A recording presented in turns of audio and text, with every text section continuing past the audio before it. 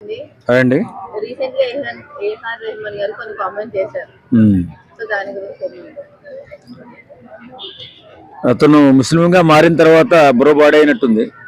వాస్తవంగా Telugu cinema industry కానీ, లేకపోతే మన బాలీవుడ్ కానీ, టాలీవుడ్ కానీ, ఈ అన్ని ఇండస్ట్రీలో కూడా ఆయన చాలా చక్కటి ప్రాధాన్యత ఇస్తూ, చక్కటి అవకాశాలు కల్పించి ఆయన ఎదుగుదలకి మూల కారణమైనటువంటి వారిని అందరినీ మర్చిపోయి వేళ తప్పుగా మాట్లాడుతున్నాడు. ఎందుకంటే ఇప్పుడు అతను చేస్తున్నటువంటి మ్యూజిక్లో క్వాలిటీ లేకపోవడం, అలాగే అతను చేసిన సినిమాలన్నీ ఫ్లాప్ అవడం వల్ల ఆయనకు అవకాశాలు తగ్గాయి తప్ప ఎవడో కావాలనే అవకాశాలు తగ్గించింది కాదు. ఇది అందరికీ తెలిసిన విషయం.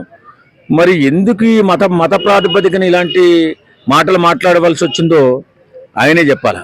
ఎందుకంటే మతం మారిన తర్వాత బుద్ధి కూడా మారిపోతుందా, గుణం కూడా మారిపోతుందా, లేకపోతే సంస్కారం కూడా పోతుందా, సన్నాసులు తయారైపోతాడా, ఇవైతే నాకైతే తెలియదు. కానీ